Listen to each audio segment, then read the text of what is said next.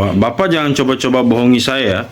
Nah, setelah saya nada kasar, nada tinggi. Assalamualaikum warahmatullahi wabarakatuh. Selamat malam teman-teman sekalian.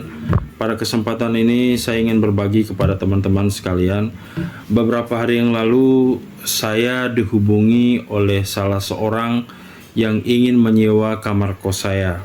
Nah, seperti biasa dalam komunikasi, dia menanyakan terkait dengan ketersediaan harga maupun fasilitas yang ada di kamar kos saya. Komunikasi pun berlanjut, lalu dia meminta agar saya mengirim beberapa foto yang ada di dalam kamar kos maupun foto yang di luar dari kamar kos seperti tempat parkir dan lain sebagainya.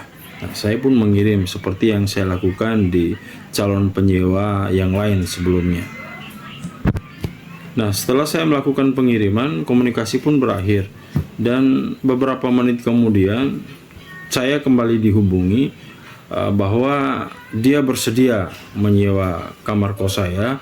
Jadi dari perusahaannya tertarik dengan kondisi kamar kos dan fasilitas yang ada.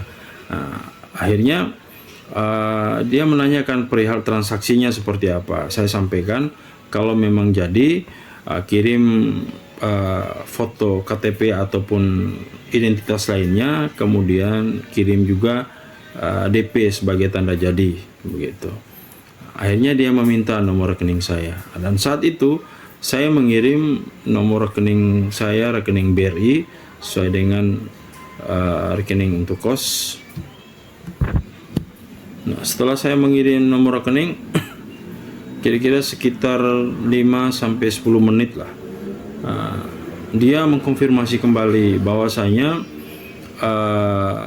rekening BRI yang saya kirim itu masih bermasalah dengan perusahaannya, jadi masih maintenance, kira-kira seperti itu. Kemudian dia meminta saya, kira-kira ada rekening lain nggak? Nah, rekening BPD mungkin. Akhirnya sudah saya mengirimkan nomor rekening BPD saya, Bank NTT saya waktu itu. Ketika saya mengirim, nah kurang lebih 3 menit kemudian dia mengirim bukti transfer dan bukti dan foto KTP-nya. Nah, ini bukti transfernya ya. Ini dia kirim contoh bukti transfer. Nah, setelah saya dikirimi bukti transfer, lalu saya lihat, dia transfernya sekian juta gitu. Nah, akhirnya saya meminta tolong kirim KTP. Hanya dia mengirim, ini KTP-nya, contoh KTP-nya. Nah, setelah itu dia meminta saya untuk memvalidasi dengan cara saya membuatkan nota kwitansi. Saya membuatkan kwitansi bahwa saya sudah menerima uang sebesar sekian juta sebagai DP sewa kos gitu, kira-kira begitu. Nah, tanpa dia sadari, saya pun mencerna, menyimak.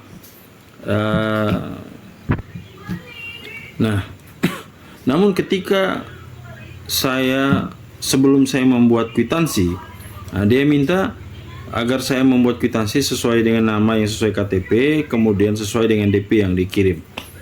Nah, akhirnya sebelum saya membuat kwitansi, saya mengecek mobile banking saya, cek, kok saldonya masih tetap sama gitu. Uang yang dikirim dengan bukti yang dikirim itu kok belum masuk gitu. Nah, akhirnya saya sudah mulai sedikit ragu nih. Tapi saya berpikir, apa ini karena memang antar bank daerah jadi mungkin agak lama gitu. Nah, saya menunggu sekitar 3-4 menit, 5 menit begitu saya menunggu. Saya cek kembali, ternyata belum ada. Nah, begitu saya coba teliti, perhatikan baik-baik di jam yang dia kirim, waktu yang dia kirim yang tertera pada bukti pengiriman itu selisih 1 jam. Nah, yang dikirim yang tertera dalam struk atau bukti pengiriman itu pukul 15. Nah, pukul 15.30. Sementara Nomor rekening yang saya kirim itu saya kirim pukul 16.45. Nah, ini saja sudah berselisih. Akhirnya sudah saya merenung. Saya bilang, oh, berarti ini salah satu modus penipuan. Ketika saya diminta untuk membuat kwitansi, itu kan bentuk validasi dari saya bahwa saya mengakui bahwa saya sudah menerima uang sebesar sekian dari nama yang tertera di KTP itu. Nah, akhirnya sudah saya telepon, saya konfirmasi kembali. Saya telepon, wah dia malah bersitegang. Saya bilang, Pak tidak usah bohongi saya, gitu. Karena uang yang Pak kirim itu tidak masuk ke rekening saya. Oh, itu sesuai tanggal Pak cek. Ya sudah, saya sudah cek di mobile banking Pak, uangnya belum masuk. Bapak jangan coba-coba menipu saya. Nah, akhirnya karena saya udah mulai nada keras, Bapak jangan coba-coba bohongi saya. Nah, setelah saya nada kasar, nada tinggi, dia mematikan lalu memblokir nomor kontak saya. Nah ini pengalaman yang saya alami, peristiwa yang saya alami.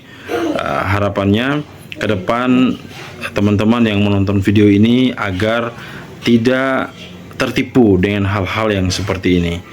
Nah, oleh karena itu teman-teman bisa men-share video ini ke teman-teman yang lain sehingga kita bisa mendapatkan edukasi atau informasi yang sama berkaitan dengan maraknya penipuan di zaman sekarang ini. Oke, terima kasih dari saya. Wassalamualaikum warahmatullahi wabarakatuh.